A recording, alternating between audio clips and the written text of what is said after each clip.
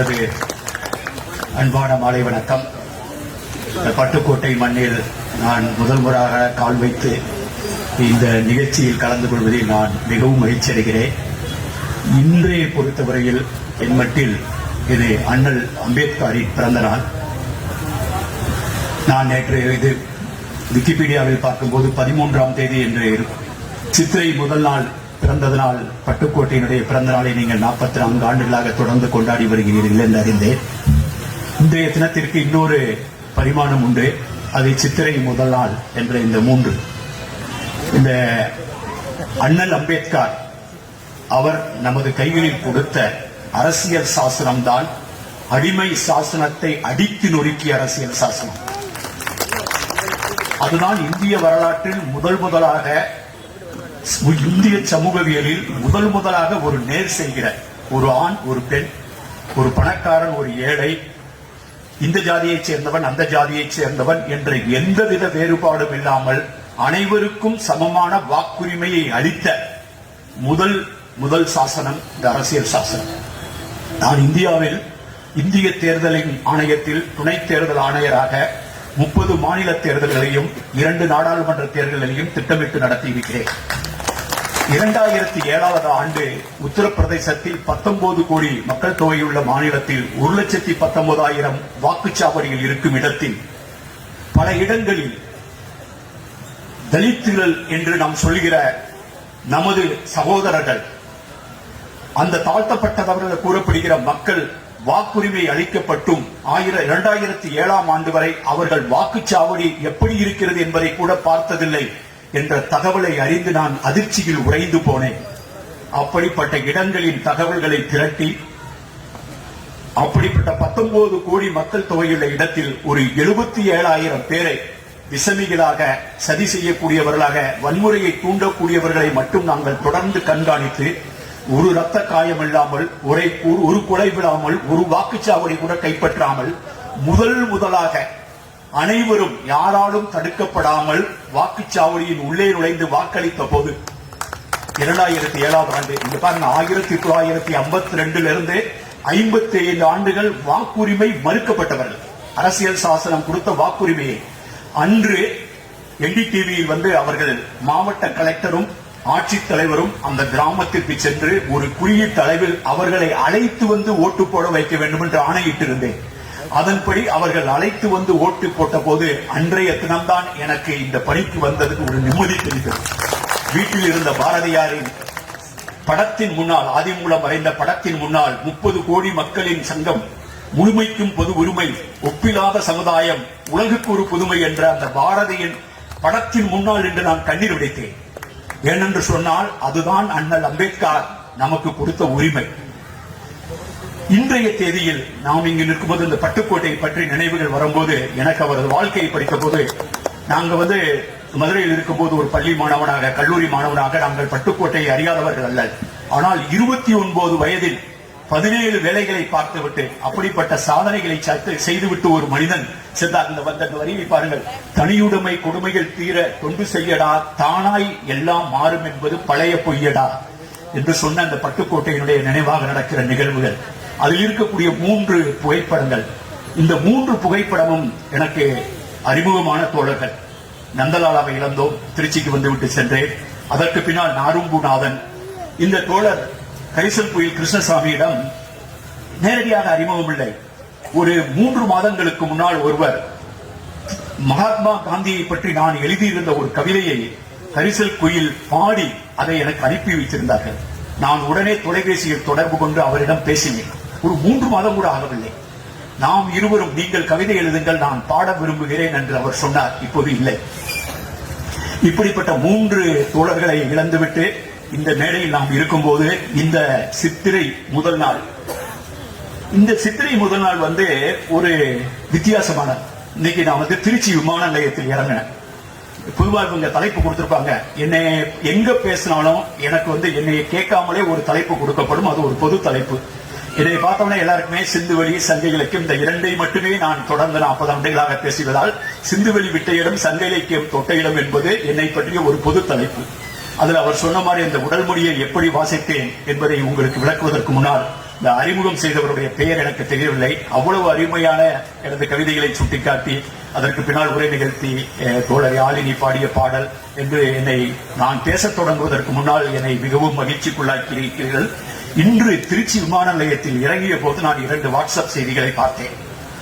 ஒரு வாட்ஸ்அப் செய்தி ஒரு மிகப்பெரிய பொறுப்பில் இருந்து ஓய்வு பெற்ற இந்திய காவல்துறை காவல் பணியைச் சேர்ந்த ஒரு மூத்த அதிகாரி, ஓய்வு பெற்ற அதிகாரியிடம் இருந்து வந்திருந்தது.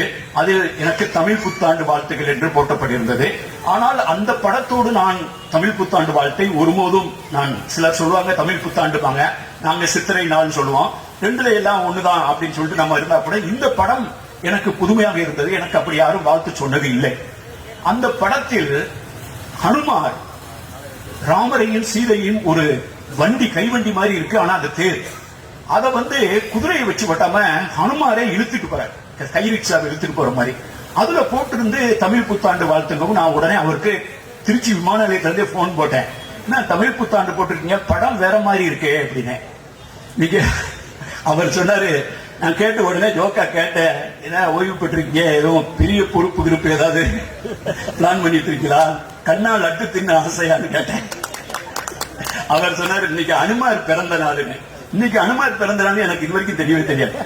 சரி, இப்படி ஒரு தமிழ் புத்தாண்டு கிடைச்சிருக்க சொல்லி கார்ல ஏறி உட்கார்றேன். இந்த குரூப்ல ஒருத்தர் வாட்ஸ்அப் ஃபார்வர்ட் பண்ணிருக்காரு. அந்த வாட்ஸ்அப் என்னன்னு கேட்டீங்கன்னா, அனைத்து தமிழ் உறவுகளுக்கும் மதுரிய சுகதம் நூதன சமஸ்கிருத குரோதி வரிசை சுபேச்சா அப்படி போட்டு இந்த சமஸ்கிருதத்தை இந்திய இது இந்த மாதிரி எனக்கு வந்தது கிடையாது. இது இன்னைக்கு 2 அதிர்ச்சி அடுத்தடுத்து இது அதுலயும் குரோத வருஷம் போட்டிருக்காரு. ஆக இன்னைக்கு இந்த 2 நிகழ்வுகளை பார்த்துட்டு நான் இங்க ஒரு புதுமையான நிகழ்ச்சியில் கலந்து கொண்டிருக்கிறேன். நான் பிறந்த ஆண்டு விளம்பி ஆண்டு, நான் பணியில் சேர்ந்தது ரத்தாட்சி ஆண்டு, நான் திருமணம் முடித்தது அட்சய ஆண்டு, நான் பணிவு ஓய்வு பெற்றது இன்னொரு விளம்பி ஆண்டு. ஏன்னா 60 ஆண்டுல பணிவு ஓய்வு பெறுவாங்க. அப்புறம் மீண்டும் ஒரிசா மாநில முதல்வருடைய தலைமை ஆலோசகராக நியமிக்கப்பட்டு மீண்டும் ஒரு 5-6 ஆண்டுகள் பணியாற்றிவிட்டு கடைசியாக 2024 தேர்தலுக்கு பின்னால் நான் சென்னை திரும்பிய போது குருதி ஆண்டு. இப்போது விசுவாவசு ஆண்டின் முதல் நாளில் பட்டுக்கோட்டையில் உங்கள் முன்னால் இருக்கிறேன். இப்படி சொன்னா உங்களுக்கும் புரியாது, எனக்கும் உண்மையிலேயே புரியாது. எனக்கு விளம்பி ஆண்டுல தான் நான் வேலைக்கு சேர்ந்தேன். திருப்பி இதுல விளம்பி ஆண்டுல பணி நிறைவு பற்றேன்னு தெரியாது. அது 1958 நான் பிறந்தது விளம்பி ஆண்டு. அப்புறம் 84 ரத்தாட்சி, 96 அட்சய ஆண்டு, 86 தான் எனது திருமணம் நடந்தது. அப்புறம் விளம்பில. இது இப்ப யாருக்காவது புரியுமா? எப்படிப்பட்ட ஒரு வரலாறு, எப்படிப்பட்ட வரலாற்றுக்கு நாம் சொந்தக்காரர்கள். இந்திய துணைக்கண்டத்தில் ஒரு 5000 ஆண்டுகளுக்கு முன்னால் ஒரு கிமு 2500 காலகட்டத்தில் உச்சகட்டத்தில் இருந்த ஒரு பண்பாடு. அந்த பண்பாட்டில் என்ன எழுதியிருக்கிறது என்று தெரியவில்லை. தமிழக அரசு இப்போது அறிவித்திருக்கிறது $1 மில்லியன். யாராவது இதை முழுமையாக படித்து சொல்லிவிட்டால் $1 மில்லியன் இன்னைக்கு இருக்கக்கூடிய நாணய மதிப்பு 9 கோடி ரூபாய். ஏன்னா இன்னைக்கு தேதி வரைக்கும் யாரும் சொல்லி இதுல அது எழுதியிருக்கு, அது எழுதியிருக்கு, சரஸ்வதி எழுதியிருக்கு, வேதம் எழுதியிருக்கு யாரு சொன்னாலும் நீ அவ்வளவு தைரியமா இருந்தா சொல்லி இந்த 9 கோடி ரூபாயை வாங்கிட்டு போகணுங்கிற அறிவிப்பு தான் செய்யப்பட்டிருக்கிறது. அந்த நிலையில் நான் உடல் மொழியை ஏன் வாசிக்கிறேன்? அப்படிப்பட்ட ஒரு வரலாற்றுக்கு சொந்தக்காரர்கள் ஒரு 60 ஆண்டு சைக்கிள்ல வரக்கூடிய ஒரு ஆண்டு சுழற்சி கணக்கை வைத்திருப்பார்கள். அப்படி நீங்க பாத்தீங்கன்னா அப்பதான் நீங்க அஸ்ட்ரானமிக்கும் அஸ்ட்ராலஜி நீங்க கேட்டுப்பீங்க. அஸ்ட்ரானமி என்பது வானவியல், அஸ்ட்ராலஜி என்பது ஜோசியம். சிந்துவெளி மக்கள் அவர்களுடைய நகரங்கள் கட்டமைத்திருக்கிற விதம், அவர்கள் தெருக்களை கட்டமைத்திருக்கிற விதம், குறுக்காக சாலைகளை அமைத்திருக்கிற விதத்திற்கு வானவியலுடைய நுட்பமும் அந்த அறிவும் இல்லாமல் அவர்கள் இயங்கி இருக்கவே முடியாது. சிந்துவெளியிலிருந்து இப்ப இருக்கக்கூடிய ஈராக் என்று சொல்லக்கூடிய நாடு இருக்கக்கூடிய சுமேரிய நாகரிகத்துக்கு தேக்கு மரங்களையும் எருமை மாடுகளையும் பல்வேறு ஆபரணங்களையும் சென்று ஏற்றுமதி செய்தவர்கள், மொழிபெயர்ப்பாளர்களை உடனே கூட்டிச் சென்று அவர்களோடு வியாபாரம் செய்தவர்கள், கடல் வணிகம் செய்தவர்களுக்கு வானியல் தெரியாமல் செய்திருக்கவே முடியாது. அப்படிப்பட்ட வானியல் வறட்சி, மழை, புயல் போன்றவற்றின் அடிப்படையாக வைத்து சமூகத்தை மையமாக வைத்ததுதான் சொசைட்டல் பேஸ்ட் அஸ்ட்ரானமி என்று சொல்லப்படுகிற சமூகத்தை மையப்படுத்திய வானவியல் அறிவு. அந்த வானவியல் அறிவியை ஜோசியமாக்கி ஒரு தனி மனிதருடைய நீ இப்ப செத்து போயிருவ, ரத்தங்கைக்கு செத்து போயிருவ, இன்னும் உனக்கு குழந்தை பிறந்துச்சுன்னா நீ 48 அமாவாசைகளை நீ காலியா போயிருவ அப்படின்னு சொல்லி பயமுறுத்துகிற ஒரு ஜோசியமாக ஒரு பர்சனாலிட்டி வந்ததற்கு காலம் இந்த இரண்டுக்குமான இடைவெளியை பற்றி தான் நாம் பேசப் போகிறோம். இந்த தமிழ் சமூகம் இந்த வானவியலை பற்றி எல்லாம் கவலைப்பட்டதில்லை. கோவூர் கிழார் என்ற ஒரு புலவர் எல்லாருக்குமே கவலை இந்த சுக்கிரன், இந்த வெள்ளி என்று சொல்லப்படுகிற கோள் எந்த திசையை நோக்கி பயணிக்கிறது என்பதான் கவலை. இந்த கோவூர் கிழார் சொல்கிறார், இந்த வெள்ளி குணதிசை நின்று குடமுதல் தெளினும். குணதிசை என்று சொல்கிற கிழக்கிலிருந்து மேற்கா போனாலும் குடதிசை நின்று குணமுதல் செல்லினும். நீங்க சொல்ற மேற்கு திசையிலிருந்து கிழக்கா போனாலும் வடதிசை நின்று தென்மையின் செல்லினும். தென் திசை நின்று குறுகாது நீடினும். தென் திசைக்கு போய் அங்கேயே தங்கிட்டா கூட, வெள்ளி தங்கிட்டா கூட எங்களுக்கு கவலை இல்லடா, எங்களுடைய தலைவன் இருக்கிறான், எங்களுடைய அரசன் இருக்கிறான் என்று ஒரு மிகச்சிறந்த ஒரு பொருள் முதல்வாத ஒரு இயங்கியலை, ஒரு கோட்பாட்டை, ஒரு மனிதர்கள் மீது சக்தியின் மீது நம்பிக்கை வைத்திருக்கக்கூடிய ஒரு ஆகச்சிறந்த இலக்கியம் சங்க இலக்கியமாகும். இந்த சங்க இலக்கியத்திற்கும் இந்த சிந்துவெளி பண்பாட்டிற்கும் உள்ள உடல்மொழியை அவர் சொன்னது மாதிரி எப்படி நம்ம புரிஞ்சுக்கிறோம் சொன்னா, என்னை சிந்துவெளியில் மிக அதிகமாக கவர்ந்தது அவருடைய தெருக்களும் குப்பை தொட்டி. இந்த தெருக்களும் குப்பை தொட்டியும் வசதியானவர்கள் இருக்கக்கூடிய, அதிகாரிகள் வசிக்கக்கூடிய, நகரத்தின் தலைவர்கள் வசிக்கக்கூடிய கோட்டை பகுதியில் மேற்கு பகுதியில் மட்டும் குப்பை தொட்டி இருந்து, இந்த பொதுமக்கள் வசிக்கக்கூடிய, வணிகர்கள் வசிக்கக்கூடிய, கைவினை கலைஞர்கள் வசிக்கக்கூடிய கிழக்கு பகுதியில் குப்பை தொட்டி இல்லாமல் இருந்திருந்தால், அங்கிருக்கும் வடிகால் வசதி இங்கே இல்லாமல் இருந்திருந்தால், இங்கே இருக்கும் தெருக்களை போன்ற நேரான தெருக்கள் இங்கே இல்லாமல் இருக்கும் என்றால் சிந்துவெளி பண்பாட்டை நான் மதித்திருக்க மாட்டேன். சிந்துவெளி பண்பாட்டை நான் தலையில் தூக்கி வைத்து கொண்டாடுவதற்கு காரணம் அதன் உடல் மொழிதான். அங்கு வர்க்க வேறுபாடுகள் இருந்திருக்கலாம், ஆனால் அந்த உடல் மொழியில் பேதம் இல்லை, அதன் வெறுப்புணவுக்கான அடையாளம் இல்லை.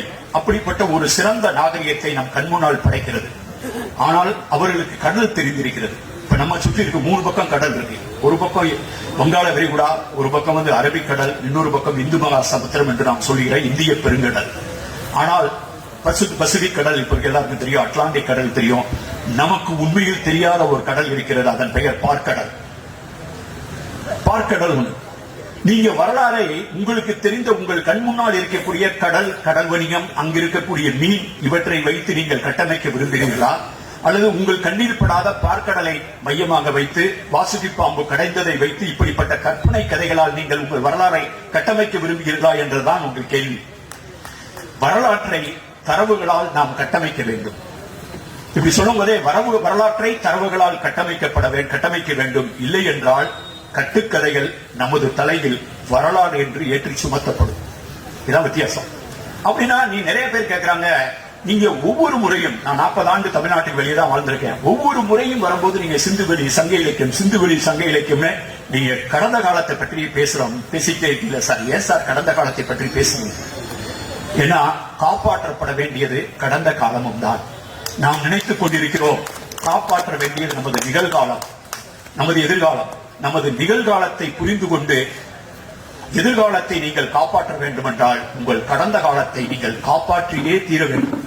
இந்த கடந்த காலம் பற்றிய புரிதல் உங்களுக்கு தெளிவில்லாமல் இருந்தால், நான் ரொம்ப ஒரு சின்ன வித்தியாசம் சொல்றேன். கொரோனா இந்த பெருந்தொற்று வந்தப்ப நாம் திருப்பி மீண்டும் ஒடிசாவுக்கு பணி அமைக்கப்பட்டு எங்களுடைய மாநில முதலமைச்சருடைய தலைமை ஆலோசகராக இருக்கு. திடீர்னு பெருந்தொற்று வந்துருச்சு, கொரோனா வந்துருச்சு. யார்கிட்டையும் மருந்து கிடைக்கல. அப்ப அந்த இதெல்லாம் வேக்சின் எல்லாம் கூட வரல. எல்லாருக்கும் பெரிய குழப்பமா இருக்கு. பெரிய பெரிய வளர்ந்த நாடுகள்லயே கஷ்டப்படுறாங்க. இத்தாலியில, ஸ்பெயின்ல, பிரான்ஸ்ல டிவில பாக்குறோம், இந்தியாவுக்கு வந்துருச்சு சைனால இருந்துன்னு. இவ்வளவு குழப்பத்தில் இருக்கும் போது எல்லாரும் இந்தியா முழுவதும் இருந்து மக்கள் நெடுஞ்சாலைகளில் நடக்க ஆரம்பித்தார். ஒரிசாவுக்கு மட்டும் இந்தியா முழுவதும் இருந்து 9 லட்சம் தொழிலாளர்களை நாங்கள் அவர்களை வரவழைத்து அவர்களுக்காக உணவு கொடுத்து மருந்து கொடுத்து காப்பாற்றினோம். அப்ப ஒரு வண்டி நீங்க பார்த்திருப்பீங்க, ரோடு ரோலர் பார்த்திருப்பீங்க. அந்த வண்டி கான்கிரீட் போடுறது, இது பண்றது எல்லாம் கலவையெல்லாம் கலப்பாங்க, கலவை இயந்திரம். அந்த கலவை இயந்திரம் மும்பையில ஒரு கலவை இயந்திரம் காணாமல் போகுது. அந்த கலவை இயந்திரத்தினுடைய அந்த ஓனர் போலீஸ் சொல்றாரு, இந்த கலவை இயந்திரத்தை என்கிட்ட வேலை பார்த்துட்டு கொஞ்சம் பேர் வேலை பார்த்துட்டு இருந்தாங்க மத்திய பிரதேசக்காரங்க, அவங்களையும் காணோம், கலவை இயந்திரத்தையும் காணோம். அதோட ரோட்ல நடக்க முடியாதுட்டு அங்க இருந்த பெட்ரோல் எல்லாம் எடுத்து வச்சுட்டு அந்த மத்திய பிரதேசத்தை சேர்ந்த 16 பேர் ஒரே ஏரியாவை சேர்ந்தவங்க. அந்த கலவை இயந்திரத்துக்குள்ள 16 பேர். அதை ஒருத்தன் ஓட்டிட்டு வரா, மாத்தி மாத்தி ஓட்டுறானுங்க. பெட்ரோல் போட்டிருக்காங்க, எல்லாருக்கும் இது கொடுத்த பின்னால, கம்ப்ளைண்ட் பண்ணது பின்னால உஜ்ஜயினிங்கிற இடத்துல அந்த வண்டியை வந்து போலீஸ்காரங்க வழிமறிக்கிறாங்க. இந்த வண்டியை வந்து ஏற்கனவே தெரிஞ்சிருச்சு இதுக்குள்ள ஆள் இருக்காங்க. வண்டியை நிறுத்திட்டு ஆளுங்களா இறங்குடான்னு சொல்லும் போது அந்த வண்டியினுடைய கலவை இயந்திரத்தில் ஒரு மூடி இருக்கும்ல, அந்த மூடியை திறந்த போது ஒருத்தனா வெளியிட்டு வர. அந்த காவலருடைய பேர் மனோஜ் யாதவ். அன்னைக்கு வெயில், நீங்க போய் கூகுள்ல பாருங்க, 43 டிகிரி. ஒரு ஏப்ரல் மாதம் 43 டிகிரி வெயில் கொளுத்தும் ஒரு மதிய வேளையில் ஒரு கலவை இயந்திரத்தில் 16 பேர் இருப்பதை அந்த மனோஜ் யாதவ் என்ற காவலர் இறக்கிறார். இறக்கும் போது எப்படியா அந்த வெயில்ல, வேகாத வெயில்ல 16 பேர் எப்படியா உள்ள இருந்தீங்க அப்படின்னு அவர் கேட்கிறார். அந்த டிவி கேமரால இருக்காங்க. அப்ப அந்த ஆள் சொல்றாரு, பயங்கரமான வெயில் தான், தாங்க முடியாத வெயில் தான், ஆனா கொலை பசி, பட்டினியா எங்களுக்கு பசி இருக்கே, அந்த பசியை விட இது மோசமானது இல்ல அப்படின்னு அந்த ஆள் சொல்றாரு. இதை நான் எனது தமிழ் நெடுஞ்சாலை நூலில் எழுதியிருப்பேன். ஆக இந்த பசியை புரிந்து கொண்ட அந்த சாதாரண மக்களின், விளிம்பு நிலை மக்களின் பக்கத்தில் இருக்கக்கூடிய ஒரு இலக்கியமாகத்தான் சங்க இலக்கியம் நாம் கண் முன்னால் இருக்கிறது. சங்க இலக்கியம் வந்து பசிப்பினி மருத்துவன் அப்படின்னு ஒருத்தனுக்கு பேர் உண்டு. பசிப்பினி மருத்துவன். திருவள்ளுவரை போய் பாருங்க, உருபசியும் ஓவா பிணியும் செருப்பகையும் சேராது எழுவது நாடு. ஒரு உருப்படியான நாடுன்னு சொன்னா உரு பசி இருக்கக்கூடாது. ஓவா பிணின்னா அந்த பெருந்தொற்று மாதிரி, எவ்வளவு ஒரு வைத்தியம் பண்ணாலும் ஓவா பிணி பெரும்பகை, ஓவா பிணி செருப்பகை. நீங்க இருக்கக்கூடிய வருமானத்தை தான் ராணுவத்துக்கு செலவழிச்சிருந்தீங்கன்னா எப்படி நீங்க வளர்ச்சி பணிக்கு செலவு முடியும்? அது ஒரு நாடு இல்லைன்னு சொல்லுவார். இந்த பசிப்பிணி மருத்துவத்தை வந்து பசிய ஒரு பிணியா நினைக்கிறதுனால சங்க இலக்கியம் வந்து பசிச்சவனுக்கு சோறு போடுறவன பசிப்பிணி மருத்துவன் சொல்லி, அவன் குடியிருக்கிற வீட்டை வந்து பசிப்பிணி மருத்துவன் இல்லவனு பேர் வச்சிருக்கு சங்க இலக்கியம். அப்ப எப்படிப்பட்ட ஒரு பகிர்தல் அறத்தை பேசிய ஒரு இலக்கியமாக சங்க இலக்கியம் இருக்கிறது. இந்த இலக்கியத்தை கையில வச்சுட்டு நீங்க இந்த சிந்துவெளியில போய் நின்றா அங்க எல்லாம் கிடைக்குது. அருமையான செங்கல், அருமையான உலோகப் பொருள்கள், வெண்கலத்தில் செய்யப்பட்டவை, அவ்வளவான அழகான குப்பை தொட்டிகள், வடிகால்கள். ஆனால் அங்கே கிடைக்காத ஒரு விஷயம் இருக்கிறது, போர் ஆயுதங்கள். அங்கே போர் ஆயுதங்கள் கிடைக்கவே இல்லை. போர் ஆயுதங்கள் கிடைக்கவே இல்லை.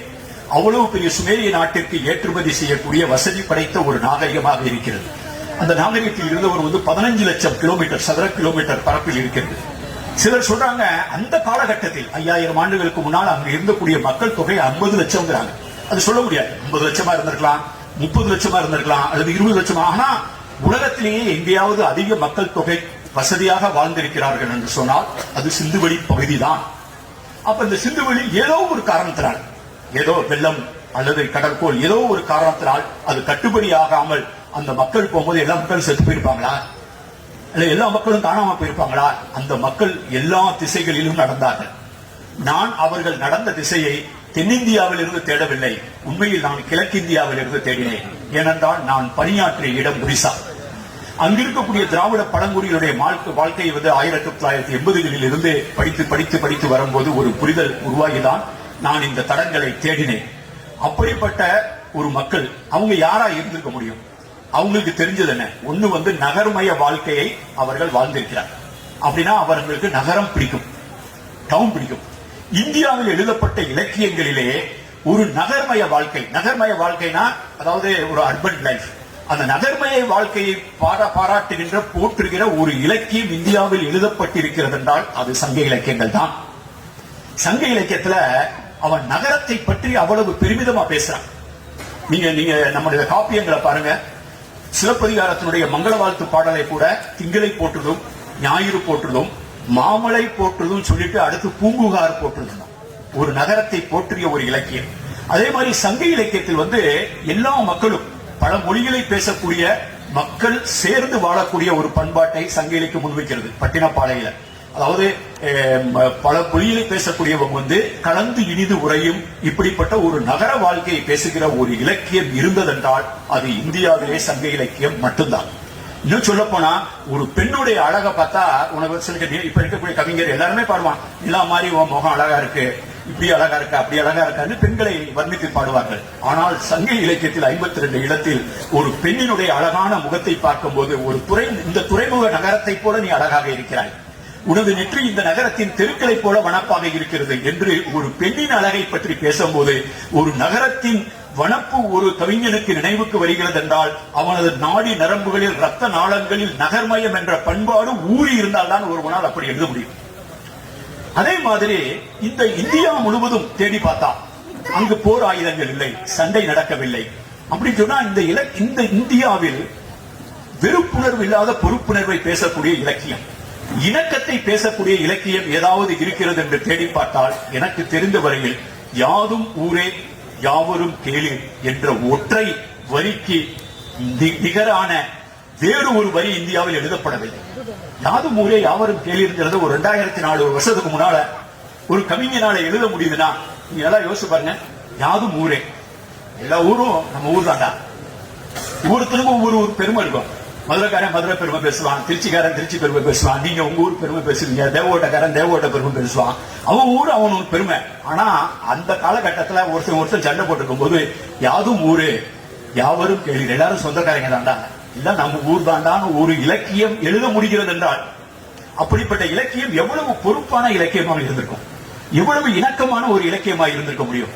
அப்படிப்பட்ட ஒரு இலக்கியத்திற்கு யாருடைய வழித்தோன்றலாக இருந்திருக்க முடியும் என்று சொன்னால் அப்படிப்பட்ட ஒரு அமைதியான ஒரு வாழ்வியல் சிந்துவெளியில் தான் நமக்கு கிடைக்கிறது.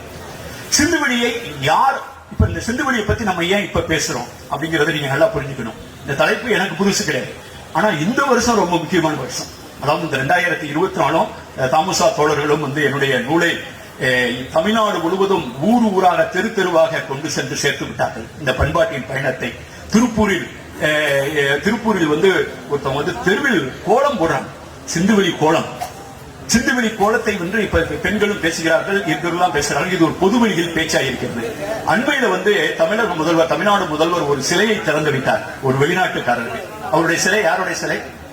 யாருக்கா? அண்மையில் சென்னையில் ஒரு சிலை திறக்கப்பட்டது. யாராவது சொல்ல முடியுமா? John Marshall. சென்ற மாதம் இந்த ஜான் மார்ஷல் யாரு? ஜான் மார்ஷல் அவருடைய கனவுல கூட நினைச்சு பார்த்துக்க மாட்டார். 1902 இந்தியாவில் கால் வைத்த போது அவருடைய வயது 26. அவருக்கு திருமணமாகி 26 நாள் தான் இருக்கு. இந்தியாவினுடைய ஆர்கியலாஜிக்கல் சர்வே ஆஃப் இந்தியாவுடைய டைரக்டர் ஜெனரலாக போஸ்டிங் வாங்கிட்டு இந்த இந்தியாவில் இறங்குகிறவர் 1924 அறிவித்ததுதான் சிந்துவெளி ஒரு நாகரிகம், ஹரப்பா மொஹஞ்சதாரோவில் இருக்கக்கூடிய ஒற்றுமைப்பாட்டு, அதற்கும் வேத நாகரிகளுக்கும் தொடர்பு இருக்க வாய்ப்பில்லை என்ற அவர் சொன்ன கருதுகோளின் அடிப்படையாக வைத்துதான் சுஜித் குமார் சட்டர்ஜி திராவிட கருதுகோளுக்கு வித்தூண்டுகிறார். அப்படிப்பட்ட ஒரு வரலாற்றை புரட்டி போற்ற ஒரு மாற்றத்தை கொண்டு வந்த ஒரு தொல்லியல் ஆய்வாளரை தமிழ்நாடு கொண்டாடாவிட்டால் வேறு யார் கொண்டாட போகிறார்கள்? கால்டுவெல்லுக்கு சிலை வைத்த தமிழ்நாடு, ஜி.யு. போப்புக்கு சிலை வைத்த தமிழ்நாடு, எல்லிஸை கொண்டாடுகிற தமிழ்நாடு, வீரமா முனிவரை இத்தாலியில் இருந்து வந்த பெஸ்கியை கொண்டாடுகிற தமிழ்நாடு. தமிழ்நாட்டுக்கு நிறம் முக்கியம் அல்ல, அவர் உள்நாட்டுக்காரா வெளிநாட்டுக்காராங்கிற முக்கியம் கிடையாது. நீ யாருங்கிறதா முக்கியம். நீ என்ன பண்ணங்கிறதுக்காக வரலாறுக்கு.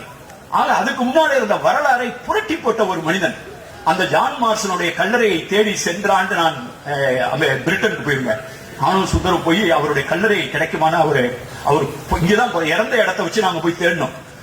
கல்லறையை பார்த்து எங்கேயுமே இல்ல.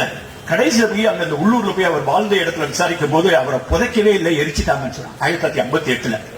அப்படி எரிக்கப்பட்டவரை 1958 இறந்து எரிக்கப்பட்டவருடைய நினைவை இன்று சென்னையில் ஒரு சிலையாக மாற்றி இருக்கிறார்கள் என்றால் எல்லாரும் கேட்கிறாங்க, ஜான் மார்ஷல் யாரு, ஏன் இப்ப நம்ம கொண்டாடுறோம் சொன்னா அதற்கான காரணம் என்ன தெரியுமா? ஜான் மார்ஷலை வேறு யாரும் கொண்டாடவில்லை என்பதனால்தான். நாம் ஏன் கொண்டாடுகிறோம் என்பதற்கான பதில், அதற்கான விடை வேறு யாரும் அவரை கொண்டாடவில்லை என்பதிலும் அவர்கள் ஏன் கொண்டாடவில்லை என்பதிலும் அடங்கி இருக்கிறது. அவரை கொண்டாட மாட்டார்கள், ஏனென்றால் அவர் இந்திய வரலாற்றை தலைகீழாக புரட்டி போட்டவர். சரி, இதற்கான விடை இன்னொன்று இருக்கு.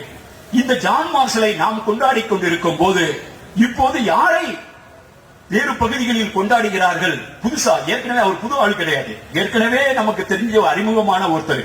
அவரை மீண்டும் ஏன் கொண்டாடுகிறார்கள், அவரை திருப்பி ஏன் கொண்டாடுகிறார்கள் அப்படின்னு சொன்னா, அப்படி கொண்டாடப்படுகிறவர் அகஸ்தியர்.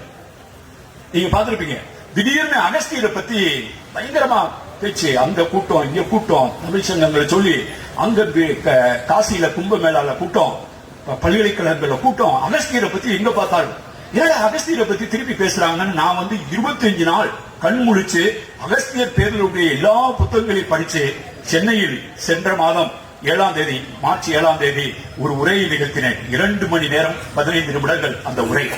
அகஸ்தியர் ஒரு மீள் பார்வை என்று. அகஸ்தியர் என்பது ஒரு கற்பனையாக கட்டமைக்கப்பட்ட ஒரு பிம்பம். அவருக்கும் தமிழ் இலக்கியத்திற்கும் இலக்கணத்திற்கும் எந்த விதமான சம்பந்தமும் இல்லை. அவர் தமிழை கண்டுபிடிக்கவில்லை. அகஸ்தியர் தனது தலையில் தமிழை கொண்டு சுமந்து வந்ததை போல ஒரு கற்பிதம் செய்யப்படுகிறது. அவரை தொல்காப்பியருக்கும் முந்தைய அவர் ஆசிரியராம். அவர் தான் முதல் இலக்கணத்தை எழுதினாராம். தொல்காப்பியர் இல்லையா? அவர் தான் காவேரி நதியை எங்களுக்கு அகஸ்தியர் சொன்னா சீர்காழி கோவிந்தராஜன் படிச்சு அகஸ்தியர் படம் தான் ஞாபகம் வரும். எனக்கு வேற யாரையுமே தெரியாது. அகஸ்தியர் சொன்னா சீர்காழி கோவிந்தராஜன், அவ்வளவுதான். அதை மீறி இவங்க பேசுறத பார்த்து அவர் எழுதுறது, அவர் பேர்ல 450 புக் இருக்குங்க.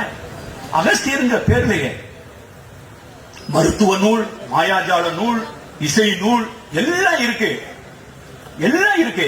ஆனா இலக்கணத்தை தேடி பார்த்தா எங்கேயும் அவர் எழுதின இலக்கணம் ஒண்ணு கிடைக்கல.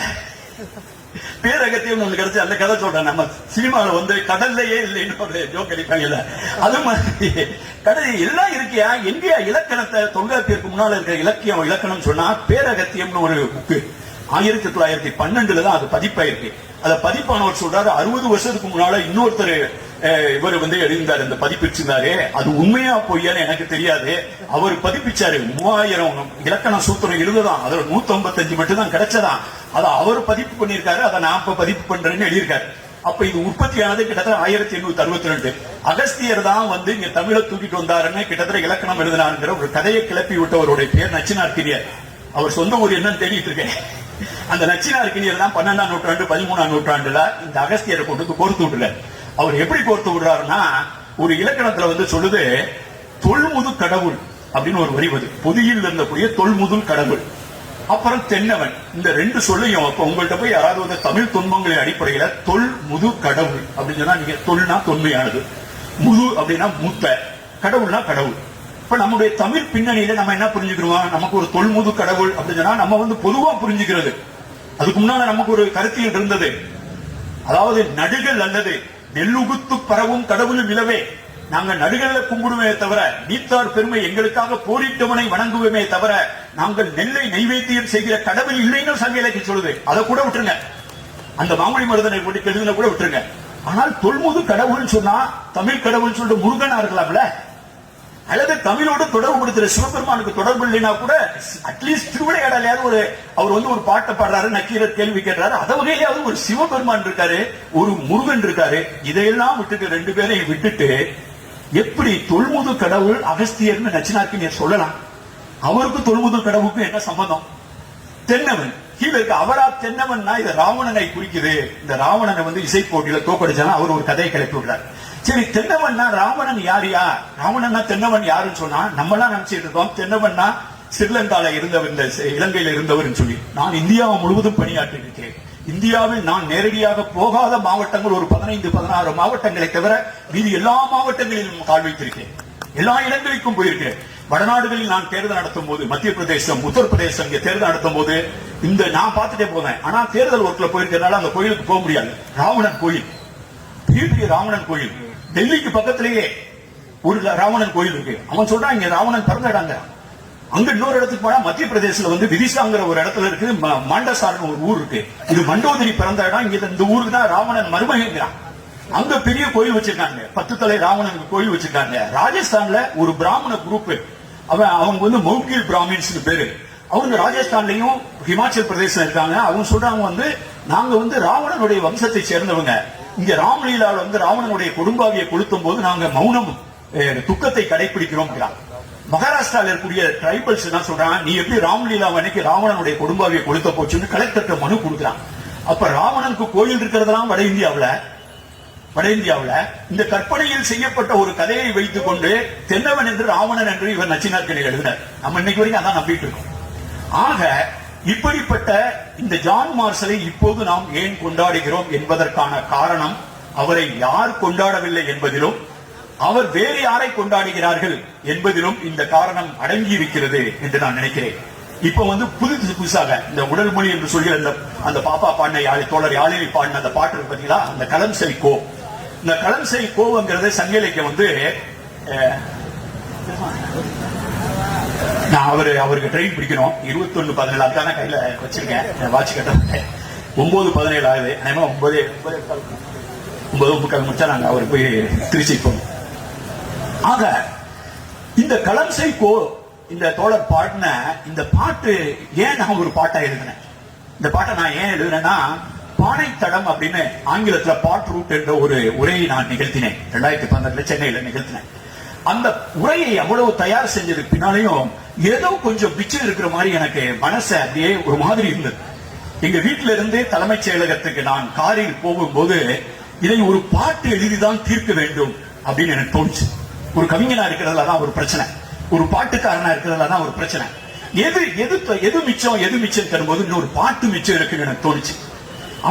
அப்பதான் அந்த வண்டியில போகும்போது இந்த பாட்டை எழுதினேன். ஏன்னா நான் கீழடிக்கு வந்து சிந்து கீழடியெல்லாம் கண்டுபிடிப்பதற்கு முன்னால் நான் இதை பற்றி எழுதிவிட்டேன். செம்மொழி மாநாட்டில் அறிவித்தேன். கொட்டை வஞ்சி தொண்டி வளாகம் சிந்துவெளி பண்பாட்டின் திராவிட அடித்தளத்தை பற்றி 2016 எனது நூலை பாரதி புத்தகம் வெளியிட்டு விட்டது. அதற்கு பின்னால் வந்து கீழடியில் வந்து அந்த பானையை பார்க்கும்போது அந்த பானையின் அருகே இருந்து ஒரு அழகாக ஒரு படத்தை எடுத்துக்கொண்டேன். அந்த பானையை தொட்டுக்கொண்டு ஒரு படத்தை எடுத்துக்கொண்டு வெளியில வந்தவன என்னுடைய மனைவிக்கு தான் அதை வாட்ஸ்அப்ல அனுப்பிட்டேன். கிளியோபட்ரா பானையுடன் நான் இருக்கும் படம் அப்படின்னு. அப்படிப்பட்ட ஒரு பானை, அந்த பானையில் சங்க இலக்கிய பொங்கல் வாசம் இன்னும் கொஞ்சம் மீதம் இருக்கிறது போல எனக்கு தோன்றுகிறது. சங்க இலக்கியம் என்பது இன்னும் முழுவதுமாக தோண்டப்படாத கீழடி என்பது இன்னும் முழுவதுமாக வாசிக்கப்படாத சங்க இலக்கியம் அப்படிங்கிற தொடரை அப்போதுதான் நான் முன்வைத்தேன். கீழடி என்பது தாய்மொழி என்று பேசத் தொடங்கிறோம். அந்த காலகட்டத்தில் தான் வந்து நான் இந்த பாட்டை நான் எழுதுகிறேன். அந்த பாட்டு 36 மணி நேரத்தில் எழுதப்பட்டு சென்னைக்கு அனுப்பப்பட்டு தாஜ்னூர் இசையமைத்து ஒருவரை வைத்து பாட வைத்து அந்த குரல் எனக்கு பிடிக்கவில்லை என்று நான் சொல்லி திருப்பி அனுப்பி இன்னொருவரை இரவு 11 மணிக்கு அந்த வேல்முருகனை வைத்து பாட வைத்து எனக்கு அனுப்பி நான் அப்ரூவ் பண்ணதுனால இந்த 36 நாமத்துல சென்னைக்கு வந்து எல்லோரையும் எழுந்து நிற்கும்படி சொன்னேன். ஐராவத மகாதேவன் ஐயா வந்திருந்தாங்க. அவர் ரொம்ப தள்ளாத வயது இருந்தாரு. சாரை தவிர மீது எல்லாரும் எந்திரிச்சிருக்கணும், நீங்க எந்திரிக்க வேணாம்னு சொன்னேன். எல்லாரும் எந்திரிச்சாங்க. தமிழ் தாய் வாழ்த்து போட போறாங்க, எதுக்கோ எந்திரிக்க சொல்றாரு. எந்திரித்த உடனே இந்த பாட்டை போட்டோம். அது வந்து ஏற்கனவே வீடியோவும் பண்ணிட்டோம். தான் களம் செய் கோவே, ஒரு பானை சோற்றுக்கு ஒரு சோறு பதம், எங்கள் வரலாற்றின் பானைக்கு ஒரு பானை பதம்ங்கிற அந்த பாட்டு.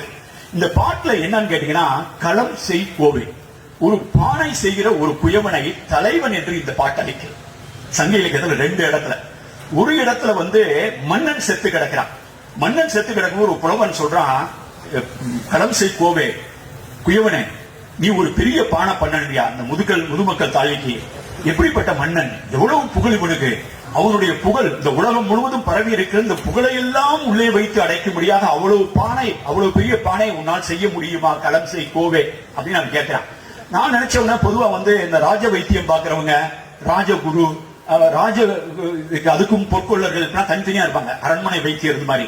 ஒருவேளை வந்து ராஜாவும் இறந்து போயிட்டாருன்னா முதுமக்கள் தாலி செய்யறதுக்கு களம் செய் கோபுன்னு ஒரு தனியா குயவர் இருப்பாரு போல இருக்கு அப்படின்னு நினைச்சிட்டு இன்னொரு இடத்துல பாக்குறேன். இன்னொரு இடத்துல களம் செய் கோபுன்னு சங்க இலக்கியம் சொல்லுது. இந்த இடத்துல பேசுறது ஒரு பொண்ணு. ஒரு பெண் வந்து தனது கணவன் பொருள் தேட போகும்போது அவன் கூட போறான். எப்படி போறான்னா, அவன் தொலைதூர இடத்துக்கு போறான், வியாபாரம் ஏதோ பண்ணி பிழைக்கிறதுக்காக போறான். அவன் கூட இவ ஒட்டிக்கிட்டே போறாளாம். எப்படி ஒட்டிக்கிட்டு போனான்னா, ஒரு மாட்டு வண்டி போகும்போது நீங்க பாத்திருக்கீங்க, அந்த மாட்டு வண்டி கீழே பலகை இருக்குல்ல, அந்த பலகையில சில நேரம் ஒரு பள்ளி ஒட்டிக்கிட்டு போகும். மாட்டு வண்டியில ஒரு பள்ளி ஒட்டிட்டு போற மாதிரி நான் இவனோட ஒட்டிட்டு வந்தேன். வந்த இடத்துல இவன் செத்து போயிட்டான். அதாவது அவனுடைய கணவன் இறந்து விட்டான். நான் இங்க திக்கு தெரியாம என்ன செய்யறது தெரியல. களம் செய் கோவே, இவனை புதைக்கிறதுக்கு நீ ஒரு முதுமக்கள் சாலை செய்யறிய, அதுல 2 பேரை புதைக்கிற மாதிரி ஒரு பானையை உன்னால செய்ய முடியுமா அப்படின்னு ஒரு சாதாரண பெண், அவளும் களம் செய் கோவே என்று சொல்கிறார். ஆகவே இந்த களம் செய் கோ என்பது வேட்கோ என்று சொல்லப்படுகிற குயவர்களுக்கு பொதுவானது என்ற புரிதல் எனக்கு கிடைத்ததும் அதை கொண்டாட வேண்டும் என்று இந்த ஒரு பாட்டை எழுதினேன். நீங்க கீழடிக்கு போனீங்கன்னா அந்த கீழடியில உள்ள நுழையும் போது ஒரு இடத்துல களம் செய் கோ அப்படின்னு ஒரு தலைப்பு போட்டுருவோம். களம் செய் கோன்னே ஒரு டைட்டில் போட்டுருவோம். இந்த பாட்டையின் பின்னணியில் தான் அந்த அந்த அந்த அங்க கூடிய காட்சி அமைப்புகள் எல்லாம் ஏற்படுத்தப்பட்டது. இந்த களம் செய் கோ தான் ஆனால் இந்த களம் செய் கோ இந்த குயவனை வந்து இந்த வர்ணாசிர தர்மம் படுத்திய விதம், நிகழ்த்திய விதம், அவர்களை வைத்த பட்டியல் என்று இதையெல்லாம் சிந்தித்து பார்க்கும்போது நாம் 2 வேறு கருத்தியலை பற்றி பேசிக் கொண்டிருக்கிறோம். இதுல எதுவுமே வெறுப்பு கிடையாது, நெட்ட குட்டையெல்லாம் கிடையாது, நீ பெருசு நான் பெருசு கிடையாது. இன்னைக்கு இந்தியாவில யாரை சுரண்டி பார்த்தாலும் இவர் தான் பெரிய திராவிடர், இவர் தான் பெரிய ஆரியர், இவர் தமிழர் எப்பலாம் சொல்ல முடியாது. எல்லா உடம்புலயும் எல்லா ரத்தம் ஓடுது. இதெல்லாம் நாங்க டெஸ்ட் பண்ணி பார்த்தாச்சு. சிலர் வேணா சொல்லலாம் மரபணுகள்ல நம்பிக்கை இல்லைன்னு, எல்லாரும் ஆப்பிரிக்கால இருந்து வந்ததான். அது மட்டும் கிடையாது, நம்ம வந்து ஹோமோசீப்பியன்ஸோட மாடர்ன் மேன் இருக்கும் பாத்தீங்கன்னா, நமக்கு முன்னால இருந்த நியோண்டர்தாலோட உறவு வச்சு நியோண்டர்தாலே காலி பண்ணிட்டோம். இப்ப நியோண்டர்தாலோட உறவு வச்சு நியோண்டர்தால காலி பண்ற அளவுக்கு நம்ம ஒரு ஓபன் மைண்டோட வாழ்ந்துட்டு இருந்தோம். இடையில வந்து ஜாதி இதுன்னு பிரிஞ்சு ஆணவ கொலையில வந்து நிக்கிறோம். மற்றபடி எல்லார்ட்டையும் நம்ம கலப்பான ஒரு சமூகமாக இருக்கிறோம். ஆனால் சிந்துவெளி என்று ஒரு புரிதல் வரும்போது வேறு எது விழுது எது என்ற புரிதல் நமக்கு கட்டாயம் தேவைப்படுது. இந்தியா வந்து ஒரு மலைக்காடா இருக்கு, ஒரு பெரிய மரமா இருக்கு. ஆனால் என்னதான் மரம் இருந்தா கூட விழுதுன்னு ஒண்ணு இருக்கு, கிளைன்னு ஒண்ணு இருக்கு, மலர்னு ஒண்ணு இருக்கு, ஆனா வேர்னு ஒண்ணு இருக்குல்ல. எது வேர் எது விழுது என்ற புரிதல் இருந்தால்தான் அகஸ்தியரை பற்றி நேரத்தை வீணடிக்காமல் தொல்காப்பியத்தை பற்றி பேச முடியும். தொல்காப்பியத்தில் இருக்கக்கூடிய நூற்பாக்களில் 30.1 விழுக்காடு, அதாவது 300க்கும் மேற்பட்ட இடங்களில் தொல்காப்பியர் தனக்கு முன்னால் இருந்த இலக்கணங்களை, என்மனார் புலவர், அறிந்திசினோரே தெரிந்திசினோரே தனக்கு முன்னால் இருந்த இலக்கணவாதிகளை எல்லாம் சுட்டி காட்டுகிறார். யாருடைய பேரையும் சொல்லல. அப்படின்னா அதுக்கு முன்னால எவ்வளவு இலக்கியம் இருந்திருக்கணும், எவ்வளவு இலக்கணம் இருந்திருக்கணும். இலக்கியம் இல்லாம இலக்கணம் வருமா? அப்படிப்பட்ட போது சம்பந்தமே இல்லாம ஒரு அகஸ்தியரை கூப்பிட்டு வந்து நம்மளால் பேச முடிகிறது என்றால், வேருக்கும் விழுதுக்கும் வித்தியாசம் இல்லாமல் போய்விட்டால் நம்முடைய முன்னுரிமைகளை எல்லாம் நாம் இழந்து விடுவோம். அப்படி என்ன முன்னுரிமை? முன்னுரிமை வந்து சிந்துவெளியில் எழுத்துக்கள் இருக்கிறது. சிந்துவெளியில் எழுத்துக்கள் இருக்கு, எழுத்து பாறையில் இருக்கு, முத்திரையில் இருக்கு, பானை மேல எழுதப்பட்டிருக்கு. அப்ப கல்வி பரவலாக்கம் இருந்ததற்கான நமக்கு படிக்க தெரியல, அது என்ன எழுதியிருக்குன்னு தெரியல, ஆனால் கல்வி பரவலாக்கத்திற்கான சான்று கிடைச்சிருக்கு. இந்த இந்தியாவில் வந்து பானையில கீறி யாராவது ஒரு எழுத்து வடிவம் மாதிரி ஒரு குறியீடுகளை கீறி இருக்கா அல்லது தமிழியை கீறி இருக்கான்னு சொன்னா, இந்தியாவில் பானையில் கீறப்பட்ட எழுத்துக்கள் கிடைப்பதில் 90 விழுக்காடு தமிழ்நாட்டில் தான் கிடைக்கிறது. ஒருத்தர் பானையில கீறி இருக்கான் அல்லது பானையில எழுதியிருக்கானா யாரு எழுதியிருப்பான்? ஒண்ணு பானையை செஞ்சவன் அல்லது பானையை வாங்கினவன். பானையை செஞ்சவனும் பண்டிட்டு கிடையாது, பானையை வாங்கினவனும் பண்டிட்டு கிடையாது, அவன் சாதாரண மனிதன். சாமானியரிடம் எழுத்தறிவு இருக்கிறது அப்படின்னு சொன்னா இந்த பானை கீறல் என்பது சாமானியம் கிடையாது. அண்மையில் ஒரு புத்தகம் வெளியிடப்பட்டது. அதில் வெளியிடப்பட்டது வந்து இந்த தமிழ்நாட்டில் கிடைக்கக்கூடிய கீறல்கள், அந்த பானையில் இருக்கக்கூடிய கீறல்கள், அதை மட்டும் அந்த எழுத்துக்களோடு ஒப்பிட்டு அது சிந்துவெளி கீறல்கள் குறியீடுகளோடு 60% ஒப்பு போகிறது. சிந்துவெளி குறியீடுகளோடு ஒத்து போகிற அடிப்படை கூறுகள் இணை கூறுகளை சேர்த்தா 90% விழுக்காடு தமிழ்நாட்டில் தான் கிடைக்கிறது. இதையும் வாசிக்க முடியல, அதையும் வாசிக்க முடியல. ஆனால் உருவ ஒற்றுமையில் பார்த்தா அப்படியே அச்சடிச்ச மாதிரி. இதுதான் இந்த சிந்துவெளியையும் சங்க இலக்கியக்கூடிய இணைக்கக்கூடிய பாலமாக இருக்க போகிறது. அதை புரிந்து கொள்ளும் முயற்சியில் எல்லாரும் ஈடுபட்டு இருக்கிறோம். அப்படிப்பட்ட ஒரு உடல் மொழி, அப்ப சிந்துவெளிக்குன்னு ஒரு உடல் மொழி இருக்குன்னா கடல் வணிகம் தெரிஞ்சிருக்கணும். கடலை தெரிந்து கொள்ளாதவன், கடல்னா என்ன, அங்க இருக்கக்கூடிய மீன், சங்க இலக்கியத்துல வந்து அதாவது நடு ராத்திரியில மீன் துஞ்சும் நல்ல ஞாபகம், கடல் மீன் துஞ்சும், கடல் மீன் தூங்குற நடுராத்திரிங்கிறான். கடல் மீன் தூங்குற நடுராத்திரியா? எதுவும் போய் சொல்றானா? நான் போய் படிச்சு பாக்குறேன். கடல் மீன் ஆக்சுவலி தூங்குமா? அது தண்ணீர மிதந்துகிட்டே அது தூங்குறது பற்றி இன்னைக்கு அறிவியல் பதிவு பண்ணுது. எவ்வளவு கடலை பற்றி நுட்பமாக இருந்தால் சுறா மீன்களை பற்றியும் விலாங்கு மீன்களையும் கடல் வழி பயணங்களை பற்றியும் இந்த இந்தியாவிலேயே, இந்திய துணைக்கண்டத்திலேயே கடல் அறிவு அதிகமாக பதிவு செய்யப்பட்டிருக்கிற ஒரு இலக்கியம், ஒரே ஒரு இலக்கியம் இருக்கிறது என்றால் அது சங்க இலக்கியம் மட்டும்தான். சங்க இலக்கியம் மட்டும்தான். அந்த சங்க இலக்கியம் தான் ஏற்றுமதியை பற்றி பேசுகிறது, இறக்குமதியை பற்றி பேசுகிறது. பொன்னொடு வந்து கரியோடு பெயரும் முசிறிப்பட்டினம், முசிறி துறைமுகத்தை பற்றி பேசும்போது வெளிநாட்டிலிருந்து வர கப்பல் வரும்போது தங்கத்தை கொண்டு போவது, போகும்போது மிளகு கொண்டு போகுது. கரினா மிளகு, மேற்கு தொடர்ச்சி மலையிலிருந்து.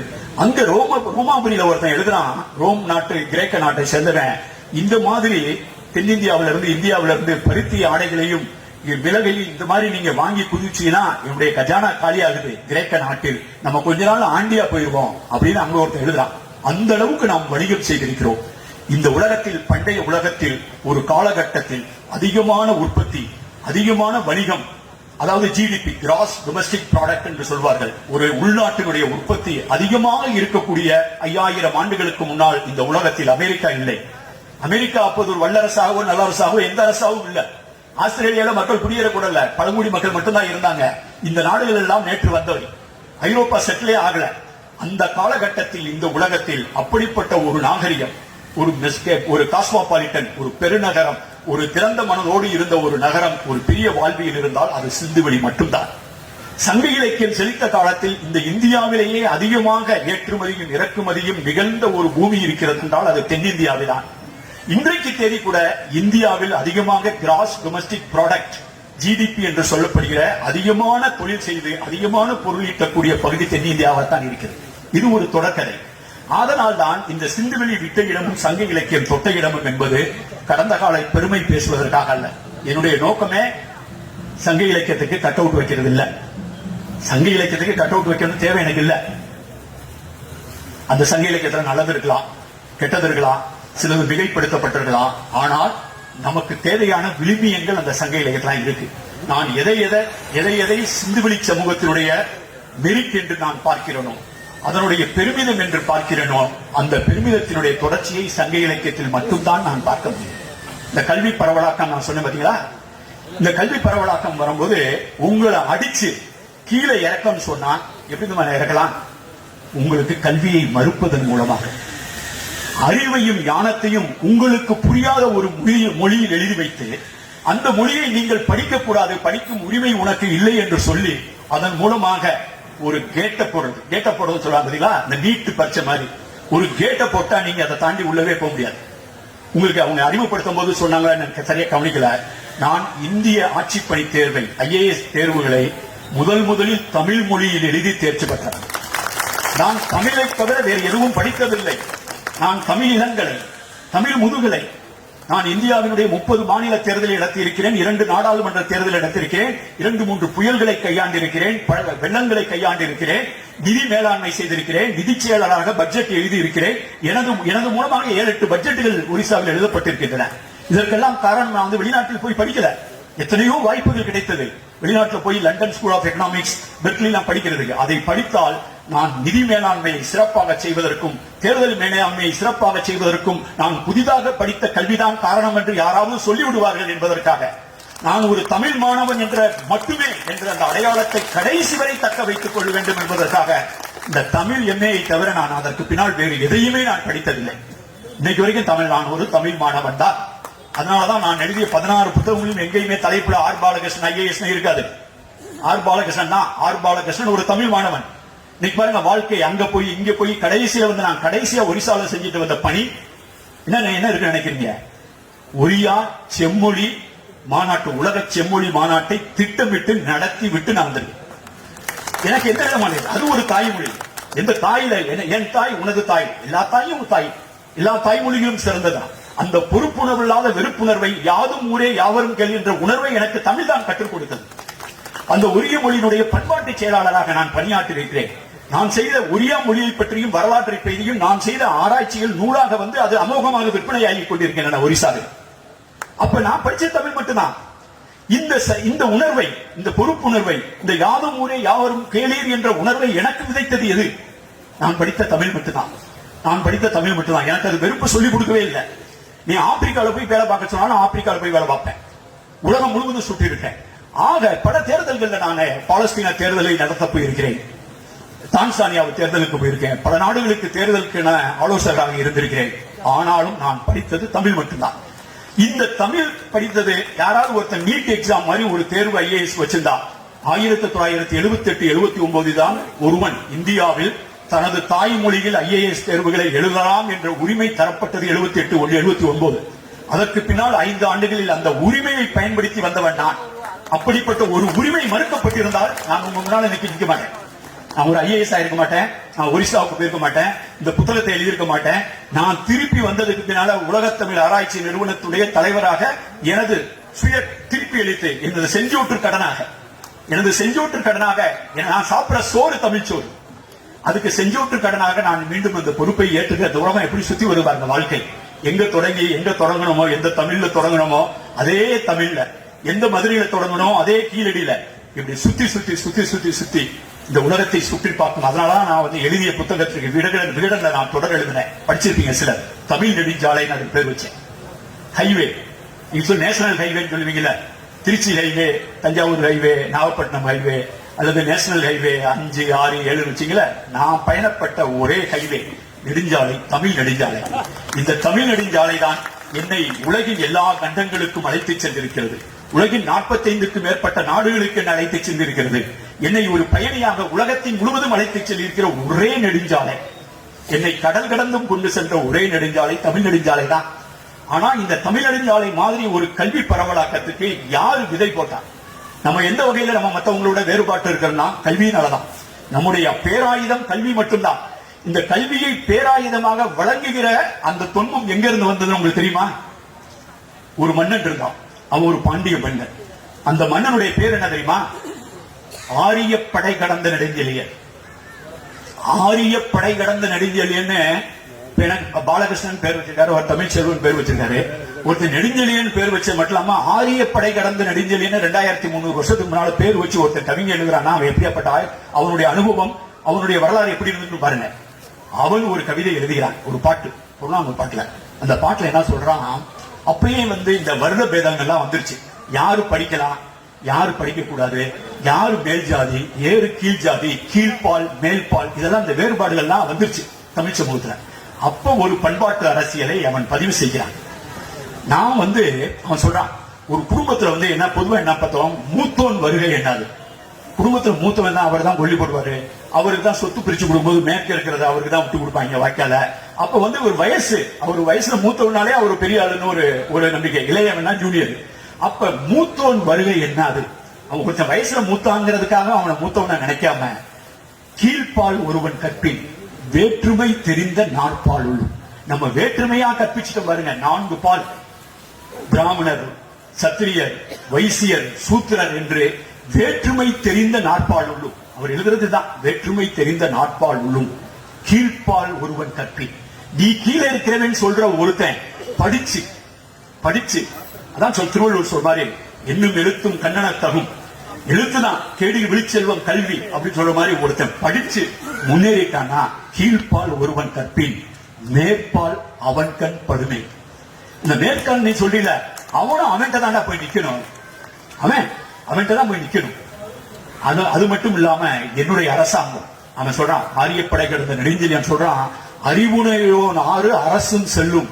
என்னுடைய அரசு எவன்ட்ட அறிவு இருக்கோ, இவர் தான் வீட்டிலே ஜூனியர், இவர் சீனியர் எல்லாம் பார்க்க மாட்டேன், இவர் மேல் ஜாதி கீழ் ஜாதி எல்லாம் பார்க்க மாட்டேன், எவன்ட்ட அறிவு இருக்கோ அவன் சொல்றதான் என் கவர்மெண்ட் கேட்கும் அப்படின்னு சொன்னதான் தமிழகம் அறிவித்த, இந்த நாட்டில் அறிவித்த முதல் கல்விக் கொள்கை.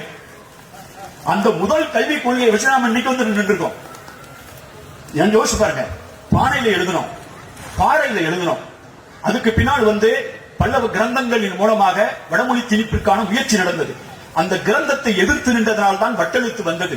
வட்டெழுத்து வந்ததுக்கான ஓலைச்சுவடிகள், இந்தியாவில் கிடைக்கக்கூடிய ஓலைச்சுவடிகள் அதிகமான எண்ணிக்கை தமிழில். அதுக்கு பின்னால் அச்சுக்கலை வந்தது. நான் ஒவ்வொரு முறை அச்சுக்கலை வந்தது. அச்சுக்கலை இந்தியாவில் தமிழை கூட பயன்படுத்தாமல் ரோமன் கேரக்டரை வைத்து தமிழ் இந்தியாவுக்கு வெளியே அச்சிடப்பட்ட முதல் நூல் தமிழ் நூல். அதற்கு பின்னால் இந்தியாவுக்கு அச்சுக்கலை வந்ததற்கு பின்னால் முதல் 300 ஆண்டுகளில் தென் ஆசியாவில் அச்சிடப்பட்ட நூல்களில் 40 விழுக்காடு தமிழ் நூல்கள் மட்டுமே. 40 விழுக்காடு தமிழ் நூல்கள். அந்த காலகட்டத்தில் 300 ஆண்டுகளில் அச்சிடப்பட்ட சமஸ்கிருத நூல் ஒரே ஒரு நூல். அதான் யோசிப்பாங்க. அச்சுக்கலை வந்ததுக்கு பின்னாலும் முன்னணியில, இன்னைக்கு இணையத்தில் நம்ம முன்னணியில் இருக்கோம். ஆக தமிழ் தொடர்ந்து தன்னை புதுப்பித்துக் கொண்டே வருகிறது. அதுதான் தமிழுடைய வெற்றியினுடைய ரகசியம். நம்ம தான் பேசிக்கிட்டு இருக்கோம், தோற்றத்தொன்மை. தோற்றத்தன்மையை விட முக்கியமானது தொடரும் இளமை. தோற்றத்தொன்மையும் தொடரும் இளமையும் நம்மளா பேசிக்கிட்டு இருந்தோம். அவர் சொன்னார் பாத்துங்க, நானா படிக்கும் போது அப்படிதான் வளர்ந்தேன்.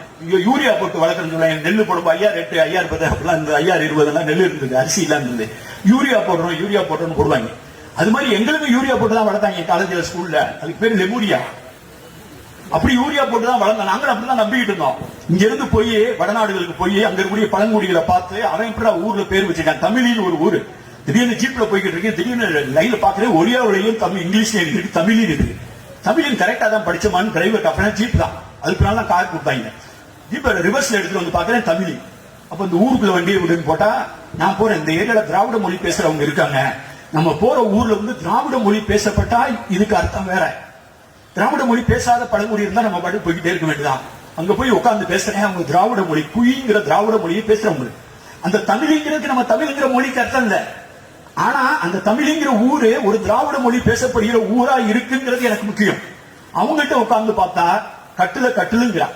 பக்கத்துல இருக்க தெலுங்குல வந்து அவன் சமஸ்கிருதமாயி மஞ்சமுங்கிறான். அவன்கிட்ட போய் கட்டுல நடனா மஞ்சமுங்கிறான்.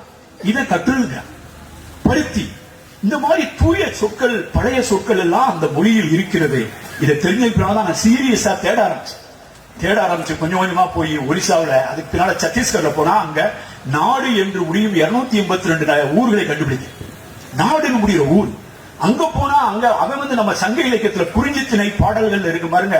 காதலிக்கிறது, லவ்ல விழுகிறது, பண்றது, பையனை போய் பார்க்கறது, இரவுக்குறி, திணைப்புணத்துல போய் பார்க்கறது, பகற்குறி, இரவுக்குறி, அப்புறம் அறத்தோடு நெற்றல், தோழி ஹெல்ப் பண்றது, செவிலித்தாய். நான் சங்க இலக்கியத்துல இந்த குறிஞ்சி திணை பாடல்கள்ல என்னென்ன படிச்சனும் அதை எல்லாமே ஒரிசாவிலையும் சத்தீஸ்கர்லையும் இந்த பழங்குடி மக்களுடைய வாழ்க்கையில் என் கண் முன்னால் நிகழ்வதை நான் பார்த்தேன். என் கண் முன்னால். அப்ப எனக்கு புரியாது. தலைவி வந்து ஒரு ஆள் கேட்டாரு என்கிட்ட, சங்க இலக்கியம் இருந்தாலும் வந்து சரியில்லை சார், என்ன எப்ப பார்த்தாலும் தலைவி மட்டும் தான் காதலிக்க முடியுமா, அப்பெல்லாம் தோழியில எப்ப காதலிக்கிறது வீணா போனவனே. தோழி காதலிக்கும் போது அவதாண்ட தலைவி, இந்த தலைவி வந்து தோழி தான். தோழிங்கிறது தலைவிங்கிறது நம்ம மரபுல வந்து இவன் காதல் அவன் காதல் சொன்னா அது ஒரு வதந்தி மாதிரி போயிடும். காதல்ல வந்து பொதுவா வச்சு மக்கள் நுதல்கிய அகன் ஐந்தினையும் சுட்டி ஒருவர் பெயர் கொல பெறார். அதுதான் தொல்காப்பியம். இன்னாருடைய காதல், இன்னாருடைய வீரன் சொல்லலாம், இன்னாரு போய் கங்கை கண்ட சோழன் சொல்லலாம், இவர் போய் ஜெயிச்சுட்டு வந்தாலும் சொல்லலாம், அவன் ஜெயிச்சான் இவன் ஜெயிச்சான் இவன் தோத்தான்னு சொல்லலாம். ஆனா லவ் பண்ண வேண்ட போய் நீ இவன் காதல் அவன் காதல் சொல்றதை விட பொதுவா வச்சுக்கிறது பெட்டர். ஏன்னா அது எல்லாருக்கும் பொதுவானது. அப்ப இது தலைவி காதலிக்கும் போது நான் உங்களை பார்ப்பேன், தோழியும் தலைவி சேர்ந்து போவான், இவனுடைய காதலுக்கு அவன் ஹெல்ப் பண்ணுவான், அவன் ஹெல்ப் பண்ணுவான். திடீர்னு ஓடி போயிட்டாங்க அப்படின்னா எனக்கு உடன்போக்கியாவும் வரும், பஞ்சாயத்து பேசுவாங்க. அப்புறம் பெண்கள் எல்லாம் போய் ஒரு இடத்துல இருந்து பாட்டு பாடுவாங்க, அது வந்து பாங்கியர் கூட்டம். இந்த பயல்கள் எல்லாம் போய் அங்க போய் பாட்டு பாடிட்டு இருப்பாங்க, அது பாங்கர் கூட்டம். இவன் உண்மையை சொல்லிடுவா, அறத்தோடு நெற்றல். என்னுடைய இந்த சங்க இலக்கியத்துல தொல்காப்பியத்தினுடைய துறை எல்லாம் என் கண் முன்னால நடந்துட்டு இருக்கு. இதை போய் நீலகிரியில போட்டீங்கன்னா தேடினா கிடைக்காது, நம்ம ஊர்ல அங்கதான் கிடைக்குது. அப்ப எனக்கு ரொம்ப வியப்பா இருந்தது. அப்பதான் வந்து 1997 வந்து சென்னையில வந்து பழநெடுமாறன் முன்னிலையில ஒரு உரை நிகழ்த்தினேன். சங்க இலக்கியத்தினுடைய நிகழ்கால பரிசோதனை கூடம் என்று ஒன்று இருக்கிறது என்றால் அது சத்தீஸ்கரிலும் ஒரிசாவிலும் தான் இருக்கிறது என்று பேசினேன் 1997. அதை தேடி தேடி தேடி பார்க்கும்போது அவன் போற போக்குல பாடுறான். இன்னைக்கு போய் யாராவது வந்து வெச்சி பூ கரங்கிய பூன்னு சொன்னா தெரியுமா? எனக்கு மல்லிகைப்பூ தெரியும், ரோஜா பூ தெரியும், சாமந்தி தெரியும், முல்லைப்பூ எல்லாம் தெரியும். நீங்க வந்து அவன் காதல் பாட்டுல அவன் வந்து ஒரு காதலியை பார்த்து சொல்றான், அவன் சொல்றான், நான் வந்து நீ மார்க்கெட்டுக்கு போ, நான் வந்து கொஞ்சம் கறந்த பூ வச்சு விடுறேங்க. கறந்த பூ என்னன்னு கேட்டா நம்ம ஊர்ல எவனுக்குமே அடையாளம் தெரியாது. அவன் பாட்டுல நம்ம சொல்ற பூ வருது. இப்படியே தேடும் போது அப்பதான் நான் கண்டுபிடிச்சேன், பழனி, இடுக்கி, குமுளி, தேக்கடி என்ற இடப்பெயர்களை கொத்தாக மத்திய பிரதேசல கண்டுபிடிச்சேன். அப்ப எனக்கு என்ன சாய்ஸ்? ஒண்ணு இந்த இடப்பெயர் வந்து ஹெலிகாப்டர் பிடிச்சு அல்லது பாராசூட்ல வந்து இங்க இறங்கி இருக்க முடியாது, இங்க இருந்து பாராசூட்ல போயிருக்க முடியாது. ஒண்ணு இங்க இருந்து அங்க போயிருக்கணும், அங்க இருந்து இங்க வந்திருக்கணும். ஆனா அது போனது மனுஷன் மூலமா தான். அப்ப யாரு எங்க போனாங்க போது அது வந்து பயங்கரமான தண்ணி இல்லாத காடு, பாதாள லோகம் மாதிரி பயங்கரமான காடுகள்ல கடினமான வாழ்க்கை. இங்க இயல்பா இருக்கக்கூடிய ரொம்ப அருமையா செட்டில் ஆன வாழ்க்கையை வந்து எவனுமே சிரமமா நல்லா இருக்கிற இடத்துல வந்து சிரமமான இடத்துக்கு போக மாட்டான். அப்ப அப்படி தேடல் தேடி தேடி தேடிதான் நான் சிந்து வெளியில் கண்டடைந்தேன். கொற்கை, வஞ்சி, தொண்டி, பாண்டி, மாறன், வழுதி, கண்ணகி, கோவலன், பூம்புகார் இப்படின்னு கொத்து கொத்தா ஊரை கண்டுபிடிச்சப்ப ஒரு நாள் எனது மனைவியை எழுப்பி நான் சொன்னேன், ஒரு நாள் இரவு டெல்லியில வேலை பார்க்கும் போது நான் கொற்கை, வஞ்சி, தொண்டியை கண்டுபிடிச்சேன். நைட் 2 மணிக்கு எழுப்பி சொன்னேன். ரொம்ப சந்தோஷம், தூங்குங்க. நான் அதே வேலையை தான் திரும்பி, ஏன்னா என்னுடைய வேலை முடிஞ்சு வரும்போதே தேர்தல் கமிஷன் வரும்போது வீட்டுக்கு வரும்போதே 10,000 அல்லது 11,000. அதுக்கு மேல அவசர அவசரமா சாப்பிட்டு 11:30 மணிக்கு கம்ப்யூட்டர் ஆன் பண்ணுவேன். இப்படிதான் நான் வேலை பார்த்திருக்கேன் 40 வருஷம். அப்பதான் சொன்ன இந்த கொற்கை, வஞ்சி, தொண்டியை கண்டுபிடித்த அந்த நாள் ஆர்கிமிடிஸின் யுரேகா நொடியை கொண்டு நான் உணர்ந்தேன். அந்த யுரேகா நொடியை தான் வந்து அதுக்கு பின்னால பல ஆண்டுகள் காத்திருந்துதான் செம்மொழி மாநாட்டில் வாழ்க்கை எப்படிப்பட்டது பாருங்க. செம்மொழி மாநாட்டில் வந்து நான் அறிவித்தேன். ஆனால் இந்த செம்மொழி நம் தமிழ் செம்மொழி ஆவதற்காக அந்த அமைச்சரவைக்கான வரைவு இருப்பதில்லை, கேபினட் நோட், மன்மோகன் சிங்குடைய அரசினுடைய அப்போது தயாநிதி மாறன் அமைச்சராக இருந்தால் அந்த தமிழ் பற்றி தமிழர் அல்லாத அமைச்சர்களுக்கு புரியும் வகையில் அது ஏன் செம்மொழியாக இருக்க வேண்டும் என்ற வரைவு குறிப்பை எழுதும் பொறுப்பை என்னிடம் கேட்டுக்கொண்டார். நான் ஒரிசால இருந்து 2 நாள் லீவ் போட்டு எழுதி அனுப்பிச்சேன், இமெயில் அனுப்பிச்சேன். அதுக்கு பின்னால வந்து அது தமிழில் வந்து செம்மொழி என்று அறிவிக்கப்பட்டது. அப்ப நான் திருச்சியில் இருக்கேன், என் மனைவி ஒரு மருத்துவம் இருந்தாங்க. திடீர்னு ஒரு போன் வருது, போன் எடுக்கிறேன். அந்த அமைச்சருடைய அவர் அமைச்சர் மாறனுடைய செக்ரட்டரி ஒரு IAS ஆபீசர் இருந்தாரு. அவர் வந்து சார் நல்லா இருக்கீங்க, தமிழ் செம்மொழி ஆயிடுச்சு சார் இங்க ஆங்கிலத்தில் சொன்னாரு. நான் உடனே பதினஞ்சு எப்பன்னு கேட்டேன், எப்ப செம்மொழி ஆச்சு? 5 நிமிஷத்துக்கு முன்னால சார். 5 நிமிஷத்துக்கு முன்னால செம்மொழி ஆச்சுன்னா இப்பதான் சார் பிரதமர் வீட்டுல இருந்து வண்டியில உட்காடுறோம், அமைச்சர் வந்து கலைஞர் பேசிட்டு இருக்காரு, அவரு உங்கள்கிட்ட என்ன சொல்ல சொன்னாரு. அந்த செய்தி வெளியில வந்தவன 2 பேருக்கு போயிருக்கு. அவரு கலைஞர் இருக்காரு, இவர் என்ன சொன்னாரு, நான் எழுதி கொடுத்தேன். யோசிச்சு பாருங்க, திருப்பி வாழ்க்கை அதே ஒரியா செம்மொழி ஆகும் போது அந்த செம்மொழிக்காக ஒரு உலக மாநாட்டை நடத்தி விட்டு வந்திருக்கிறோம். அதை பற்றி பல நூல்களை எழுதியிருக்கிறேன் ஒரிய மொழியில். ஆக இந்த பண்பாடு தான், இதுதான் சிந்துவெளி பண்பாடு, அதுதான் சங்க இலக்கிய பண்பாடு, அதுதான் நாம் இன்றைக்கு பேசுகிற பெண்ணுரிமை பத்தி நீங்க பேசுறோம். இன்னைக்கு இந்தியாவிலேயே பெண்ணுரிமை அதிகமாக இருக்கக்கூடிய ஒரு பகுதி, ஒரு மாநிலம் பெண்ணுரிமைனா நம்ம தான். சங்க இலக்கியத்துல எத்தனை பெண் புலவர்கள் எனக்கு தெரிஞ்சு 32 கன்ஃபார்ம், சிலர் 45ங்கிறாங்க, சிலர் 50ங்கிறாங்க. 32 எடுத்துக்கிட்டாலே இன்னைக்கு தேதி கூட, இன்னைக்கு தமிழ்நாட்டில் கவிதை எழுதுவவர்கள் அத்தனை சதவீதம் வந்து பெண்கள் இல்ல. அப்படியே நீங்க ஏதாவது அவங்க சங்க இலக்கியத்தில் எழுதக்கூடிய காதல் கவிதைகளை போல இப்ப யாராவது எழுதிட்டா அவன் இன்பாக்ஸ்ல போய் அப்படிலாம் எழுதாதீங்கம்மா, தப்பா நினைச்சுக்கிற போறாங்க அப்படின்னு அட்வைஸ் பண்ணுவாங்க. இன்னைக்கு கூட அப்படி நினைக்கக்கூடிய காலகட்டத்தில் வாழும் போது சங்க இலக்கியத்தில் தன்னுணர்ச்சி கவிதைகளை, காதல் கவிதைகளை பெண் கவிஞர்கள் எழுதியிருக்கிறார்கள்.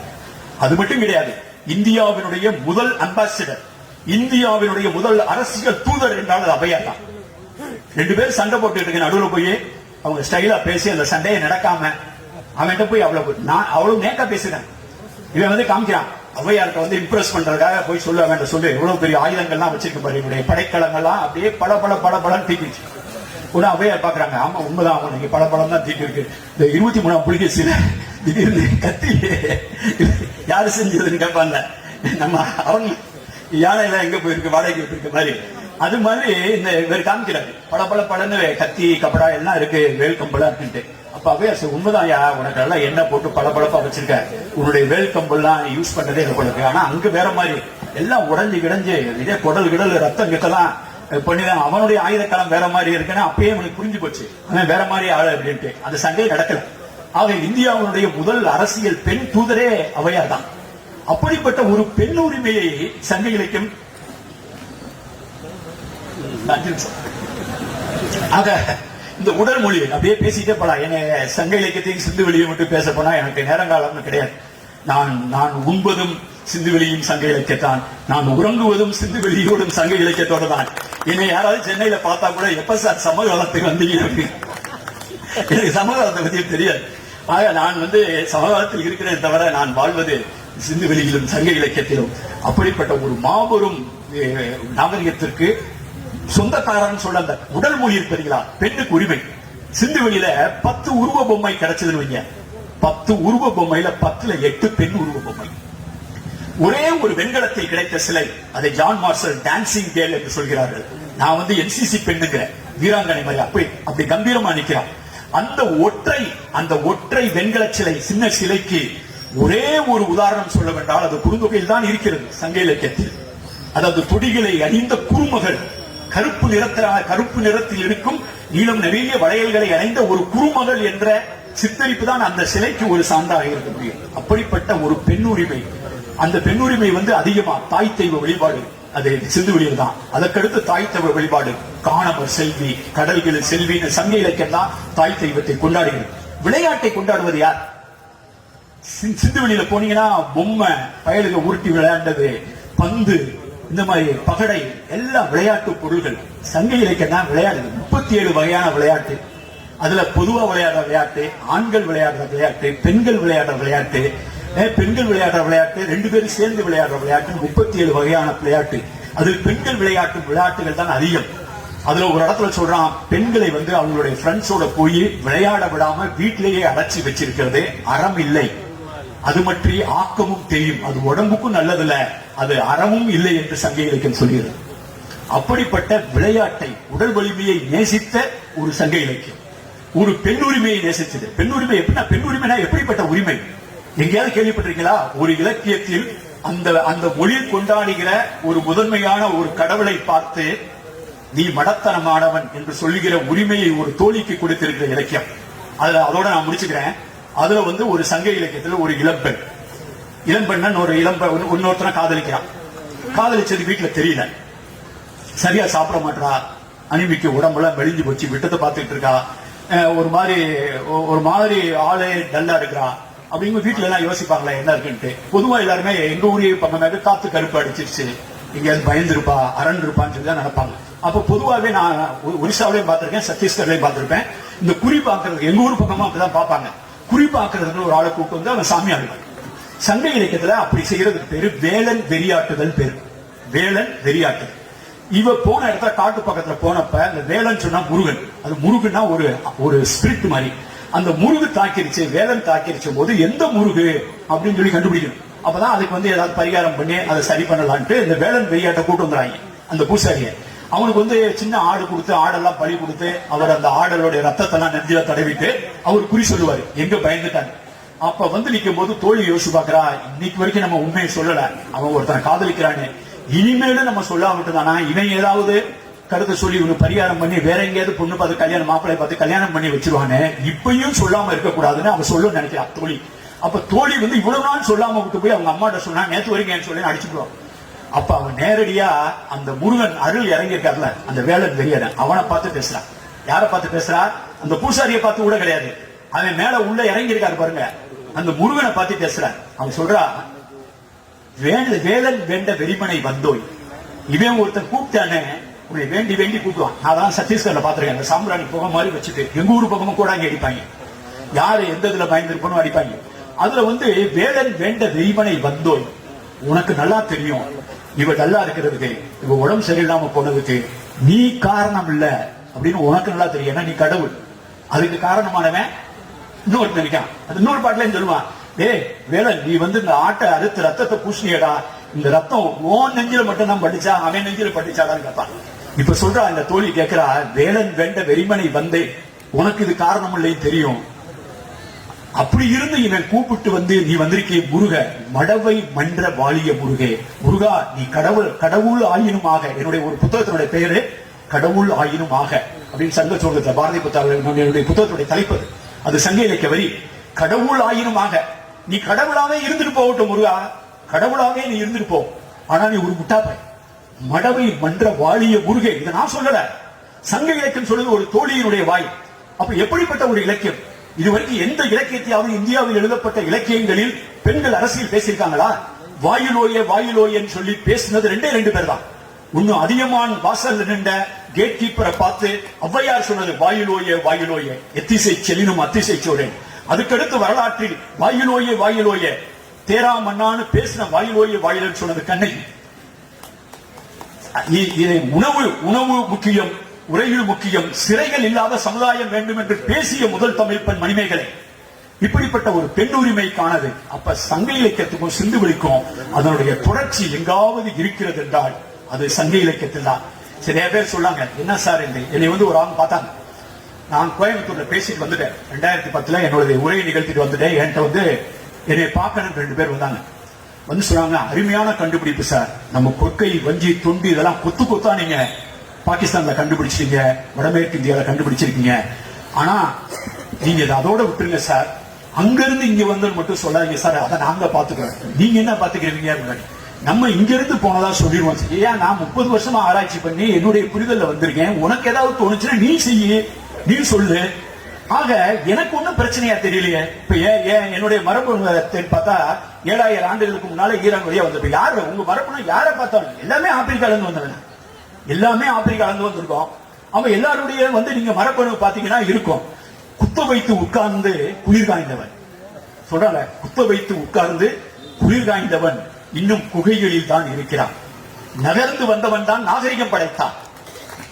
பயணங்களால் கட்டமைக்கப்பட்டதே வரலாறு, பயணங்களால் கட்டமைக்கப்பட்டதே வரலாறு.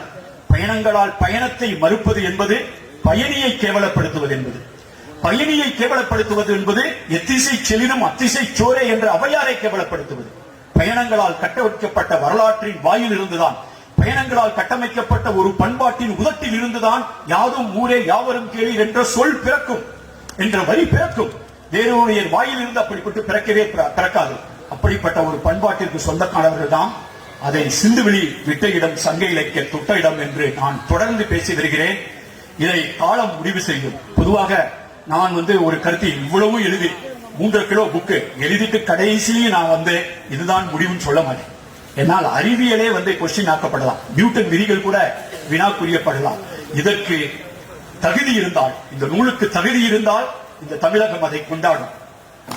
தமிழகம் 10,000 புத்தகம் ஏற்கனவே அமெரிக்காவுக்கு போற என்னால நம்பவே முடியல. எப்படி இவங்க கையில் இந்த புத்தகம் கிடைச்சது? கோலமா போடுறாங்க. சிந்துவெளி என்ற பெயர் இன்றைக்கு இந்த உலகத்தில் எங்காவது அடிக்கடி யார் வாயிலும் உச்சரிக்கப்படுகிறது என்றால் அது தமிழர்களின் வாயில்தான். இந்த மாற்றத்தை இந்த 10 ஆண்டுகளில் இந்த புத்தகங்களின் மூலமாகவும் தொடர்ந்து சொல்லாடல்கள் மூலமாகவும் தமிழ்நாடு முற்போக்கு எழுத்தாளர் சங்கம் மற்ற அமைப்புகள் எல்லாம் மக்களிடம் எடுத்துச் சொல்லியிருக்கிறார்கள். ஏனென்றால் அடிப்படையில் உண்மை மட்டும்தான் உரைகள். தேடல்களால் கட்டமைக்கப்படுவதே வாழ்க்கை. நாம் தொடர்ந்து தேடிக்கொண்டே இருப்போம். அது சரியான தேடலா, சரியான விடை என்பதை காலம் முடிவு செய்யும் என்று கூறி உங்களிடமிருந்து விடைபெறுகிறேன். வணக்கம்.